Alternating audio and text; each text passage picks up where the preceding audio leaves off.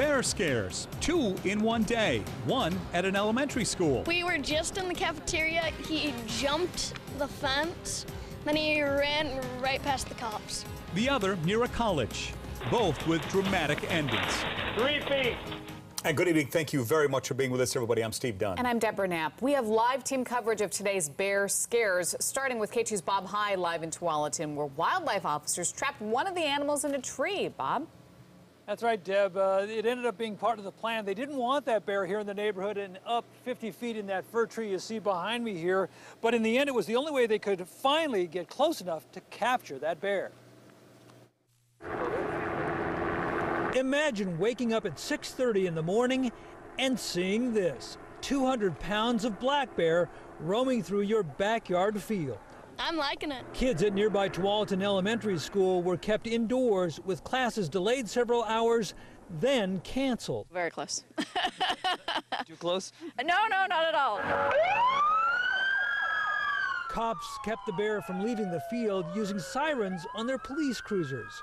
2 teams of wildlife officers arrived with tranquilizer darts around 9 a.m., but there was a problem. They had to sneak to within 20 yards of the bear, and bears aren't dumb. Obviously, you probably saw it's difficult to kind of sneak up on a bear in that kind of environment. 2 tries at darting the bear in the field didn't work.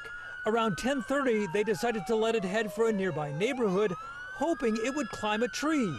The plan worked. It started up the tree initially, and I rushed in and shot it with the dart gun, and we got a dart into it, and then it climbed another 30, 40 feet up in the tree, and that's where it kind of got stuck in the tree for a little bit. It took more than an hour for fire crews and wildlife officers to hook the bear to a sling. 2 feet. Okay, heads on. And finally lower it to the ground. It was carried to a waiting bear capture cage, apparently healthy and unhurt. Surprised they got him sound safe? No. I figured they would figure something out. Just glad he's gone. Drop. Yeah. No, it's fine. You can visit anytime. And biologists say that bear appeared to have been eating well. They say it apparently came in from the Coast Range, and so that's where it's going back to. It'll be released somewhere at an undisclosed location somewhere before nightfall. Live in Tualatin, Bob High, K2 News. Certainly an exciting story that a lot of people will be telling tonight, Bob. Thank you. It wasn't just wildlife officers actually tracking this bear's every move, because school children to neighbors also watched the drama unfold.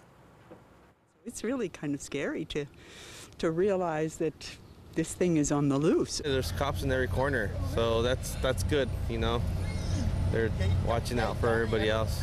Classes at Tualatin Elementary were canceled for students who had not arrived yet at school when the commotion started. As for the kids who were already there, they stayed until the normal end of the school day. And a second bear was captured today, this one in Vancouver near Clark College in Fort Vancouver. Wildlife officers tell K2 they're confident this bear is the same one caught on camera in the Fisher's Landing neighborhood in southeast Vancouver on Sunday.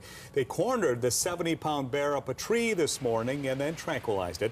The bear fell out of the tree and bounced off netting set up to catch it. The wildlife officers took it to the Gifford-Pinchot National Forest to be released. We really have been talking a lot about bears lately, and with 3 bears in the metro area since Sunday, all of us are wondering what gives. Yeah, K2's Carrie Tomlinson is here with some answers for us. And Carrie, we could actually see more of them now?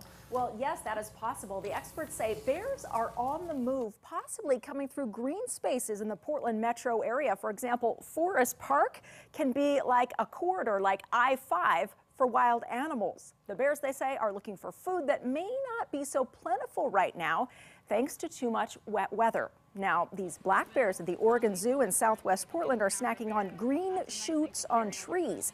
But the zoo's Great West animal curator said bears in the wild will be glad to eat your pet food if you leave it outside or your garbage. Now, the problem is if you live near a green forested area and you leave that stuff out, you could give a bear a reason to hang out. And once they hang out and become habituated, there may be no way to send them back into the wild. They may have to be killed. Now, still, the curator says seeing bears in yards is not necessarily a bad sign. It means that here in Oregon and in Portland in general, we have been able to maintain enough green space around our urban area that wildlife can flourish, and that's a great thing. She says that also means learning to live with visits from wild animals, especially if you live close to green spaces. So from the state, Feed pets inside the house or in a garage or a fenced kennel. Don't leave the garbage out. Get bear-proof garbage cans if necessary.